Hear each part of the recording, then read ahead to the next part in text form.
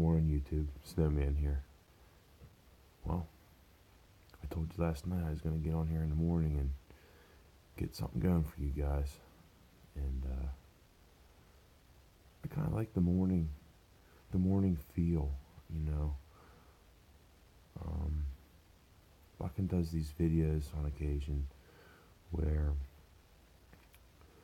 he gets on in the morning and, hold on. And he's got, he set the tone, the tempo with the light, and I don't want to talk in my loud, booming voice, because my voice travels throughout the house. And my wife will hear me talk, and she'll think I'm just talking to myself like normal, so I guess what's the difference, right? But, yeah, I haven't been on here much lately, and, it's, face it, life happens, work happens, everything happens. I know they sound like excuses to some people. There's some people that they can balance their lives and all their activities all at once and remain relatively unfettered. But my job, it's not the most desirable work in the world. We have a hard time getting and keeping guys, and some people like it, some people don't, and some people put up with it for a while, and then I always say they wisen up, but I don't know. But lately the days get shorter, there's less daylight, and we're still trying to get accomplished the same amount of work that we did before, and it's just not realistic. And then all it's done this year is rain nonstop every day, almost every day this summer, and this fall it just rained. Well, you know what rain does. My job requires us to get around with machinery and things like that. So, and I think I talked about it in one video maybe a couple weeks ago, and it's just been busy. And you know what? It only takes a minute to make a video. At any time, I could just hop on here and say, "Hello, it's Snowman. Have a good day. Goodbye," and that's it. I guess that's better than just going off the grid and missing in action. So I don't know. Sometimes I get a little weird during certain times of the year. I don't know.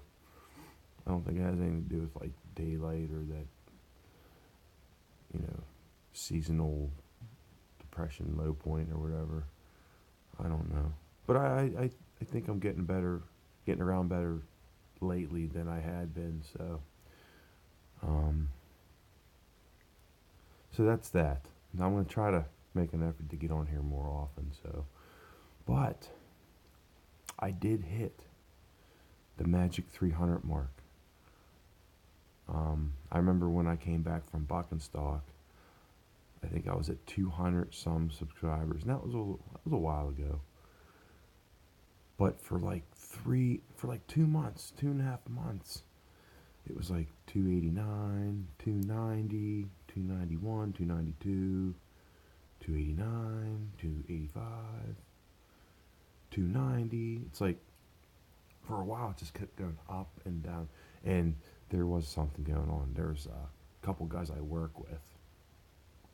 They would all unsubscribe and then subscribe when they knew that I was looking at my subscriber count. And I'm just like, man, I just lost 3 subscribers in the matter of minutes. And they started questioning me about that. And then I started catching on. I'm like, you dirty rascals. You guys are kind of playing with me. But I found it funny. But I think that they are on there now for good. I don't think they're going to be playing around. Because I'm up to 318 subscribers. Can you believe it? I can't. And, being a part of this community and a part of this YouTube community that we all find ourselves in, for whatever reason we're here for. But I'm up to 318. And who knows? 5 years from now, I could have 1,000 or 2,000. I don't know. I guess that's all up to me. And, if I want to capture people's attention and maybe come up with some better content, but I guess I said it before, it comes with practice, practice, practice. I was never ever good at anything unless I practiced. I wasn't naturally gifted. Maybe of my physical stature. I mean, most people aren't 6'3", whatever pounds I am. But when it came to anything that wasn't God given, I had to work real hard for it. Hey, if you're naturally gifted at something, that's great. That's awesome. But I'm not talented. I'm hardworking, I guess you could say. That's what I say.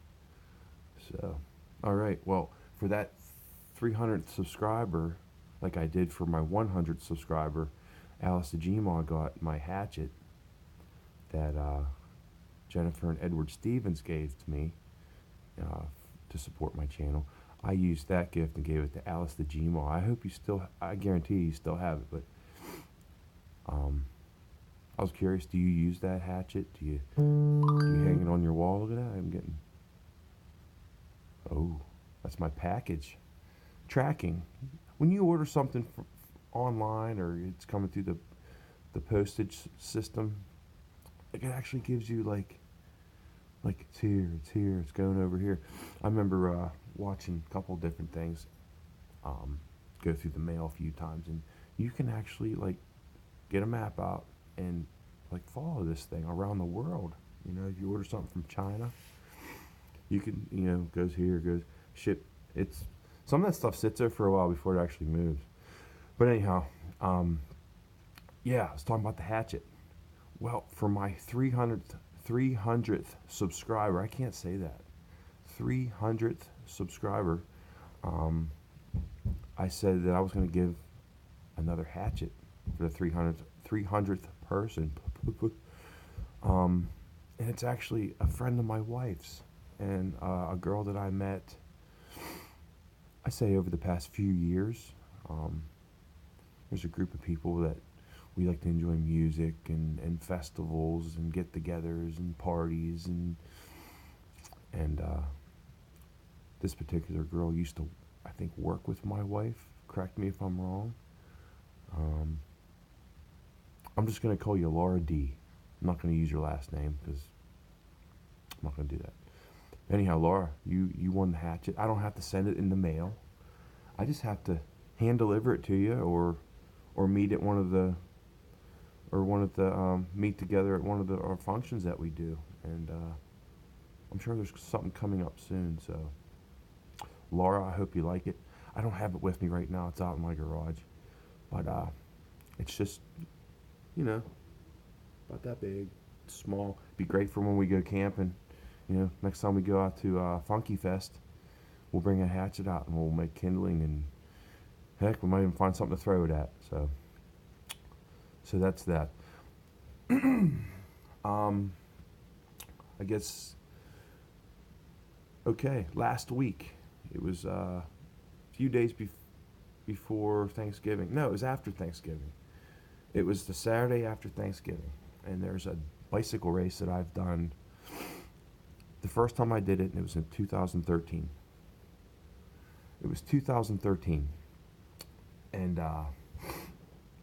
it's the 13 steepest hills in Pittsburgh. And if you go back in my videos, I did make a short video of a bunch of still photos together with a little bit of music in the background, and that was the first year I did it, 2013. And I've done it 3 times since then. So I've completed I've participated in the Dirty Dozen 4 times. It's called the Pittsburgh's Dirty Dozen. And there's a man by the name of Dan Chu. They call him the Million Mile Man. Go to his website, themillionmileman.com. He's done the Ram Race Across America. He started the Dirty Dozen in Pittsburgh, 13 steepest hills in Pittsburgh race 36 years ago. And they've done it every year since. I think there was one year they didn't do it because of wet. No, they just didn't do it. Something happened. I don't know. But it was tragic. I think it was 2 or 3 years ago. And you have to go on the website. I'm not gonna talk about it right now. But he rode his bike a lot. He wanted to ride 1,000,000 miles, but he wrecked his bicycle, and he broke his neck, guys, girls, and he's paralyzed. But the guy is still he still he rides it's a cycle that you crank with your hands, and he's still doing it. So you want some inspiration, you want to talk about wiping some tears off your cheeks. I'm telling you what, this guy, he's all heart. He's a I'm saying this in a good way. He's a different kind of man too. He's wired a little differently than us. But this guy's a beast, I'm telling you. And he still says he's going to get his 1,000,000 miles. I'm going to say he's going to do it. But another thing, I want to get just want to give a shout out to my brother. You know, this past year we went to Buckenstock together. You know, the guy, he contacted Bakken through an email or maybe even a phone call. I'm not sure. But he said, "Hey, Bakken," he goes, "Snowman 66, my brother, it's his birthday coming up. It's his birthday. Could you give him a little shout out? Could you send out some love and when you know it, I'm sure a lot of you guys saw it. Bakken got on there, and he didn't play his drum solo. He didn't blow in the harp. He didn't dance. He was like this, like you and I. He was talking to me. He was looking at me, and you want to talk about a birthday surprise. And he did kind of give me a little, hey, you got to be ready for 2019, and you better keep your eye out on your notifications, because I got something coming out, and you better get your Kleenex box and make sure you're by yourself. And he was right. Like, to have someone that's, special and influential to you come out and do that, there's no money value, there's no materialistic possession or anything that could take that. That was a good birthday gift. Yep. Okay, so that's that. Oh, and to talk about, I gotta keep an eye on the clock, because you can get to doing these videos, and next thing you know, it's like, whoa. But anyhow, it's almost 5:45, and I gotta leave here by about 6:30 to be on time for work. But anyhow, Buckenstock 2019. As soon as that date is given out, I'm putting it in for work. I don't care if I'm going to put it in, because occasionally we have to work weekends or something, but not usually. But I know it's usually going to land on a weekend. And I'm prepared. I'm prepared to drive wherever it takes. And if need be, I'll fly. I don't care. There's talks about Buckenstocks taking place in New Zealand, and maybe someday down the road, or in Europe somewhere. I think the UK. I think that's where he wants to go. But Bakken said he's going to give me a name tag and a shirt that says security on it. Do you think we need security at Buckenstock? I don't think so, but I guess it would just be fun, Hey, I'm Snowman 66. If there seems to be a problem here, we can find a solution. No, but you know what, though? Security wouldn't be a bad idea, especially if this thing gets big,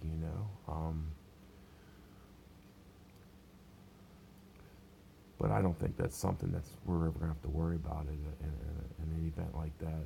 Last year, that's probably the most peaceful, relaxing event that I've ever been to. Just everyone there to meet everybody and to see everybody. That was something else. And you know, I have a few people's names written down here on this piece of paper, but I'm not gonna say them. I don't need to. You know, if you've ever done anything for my channel, or if you've ever commented in the comment section on my channel, and if you've ever sent me an unboxing, or sent me a WhatsApp, or called me on the phone, you know, within this community, within this YouTube community that we find ourselves in, if you've ever been a participant or even not a participant, just, you know, this channel that I'm doing right now, it's good.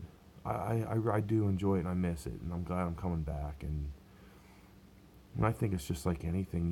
You have hot and cold spells, and I guess that's normal, you know. I guess they always say, like, a lot of times distance makes the heart grow fonder, and maybe I just need to let the fire cool off a little bit, and then, you know, I think I feed off that when, you know, when I'm just kind of just, and then someone starts smacking rocks together and making sparks and throwing them in my pile, you know. I like being motivated by other people. I always did. I've always liked to be pushed or challenged. You know, I like when someone says, you can't do this, or you can't do that, or you should try this, or you should try that. I like that. I thrive off that. My coaches, and when I played football, they always used that technique. You know, come on, you don't let that guy beat you. You know, you're the best. You know, do this or do that, or come on. You know, sports were a real big part of my life growing up. I spent a lot of time in my youth playing football, and football was it was an all year round event for me. I mean, during the off season, you lifted weights, you worked out, you went to the meetings, you watched the videos, you practiced. Then you watched your practice because they videoed it, and then you play your game, then you watch your game because they videoed that too. Did a lot of time watching myself and critiquing myself and trying to get better. So I mean, I guess this whole thing is just like, in a way, it's just like football practice, you know. Because I watch my own videos, and you know, I guess you're always your own worst. I don't even know what you call it. I nitpick, you know. So I'm always worried about what I look like, or what I sound like, or what comes out of my mouth. Or, hey, if you've never tried this, just do it. Get your phone, get your tablet, get your Kindle, or your webcam, or whatever you have. Your phone. Most iPhones and Androids, you just have this thing where you just, like I did, and then you just send it off, and you can make videos relatively easy. And I do have a GoPro that, you know, I've played around with it, and I just need to become a little bit more efficient with it. Like, I'm still kind of fumbling around and don't know what to do. There's so many different methods that uploading videos. You can do it wirelessly. You can do it plugging it into your computer. And that's my next thing. I'm gonna get I think a laptop that's gonna be used for nothing but uploading and editing my videos, and that's it. Nothing else, nothing more, nothing less. Just so, well, I'm gonna make I didn't do it yet, believe it or not. I'm gonna make some coffee, and I'm gonna go get my truck pre-started. I got this button you push on the keychain, and it starts the truck from inside. Remote car starter. It's the most awesome thing in the world, because I guess anybody that has one, you know, you go out to a truck, the heater's already on, and It's nice. But the only bad thing is when you have the stereo playing and you hit the button and your stereo comes on as loud as you had it, you know, on your way home from work. And, you know, when you're at work, you're around loud machines all day. So what do you do to your stereo? You crank it way up.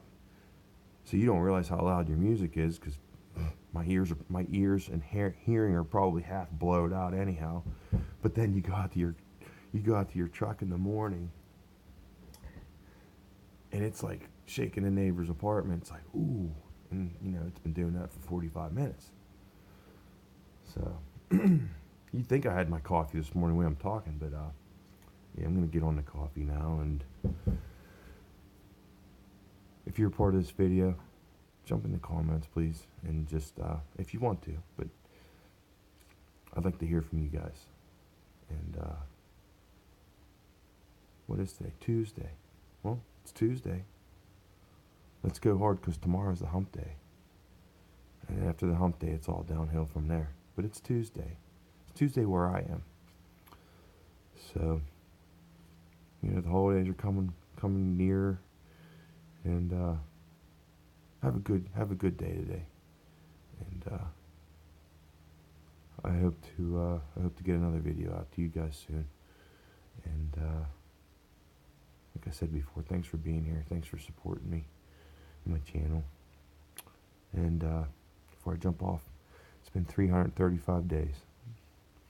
335 days of, you know, dumping all the crap out of my head and putting it back on and starting over. So, 335 days without having a drink. And it's one day at a time.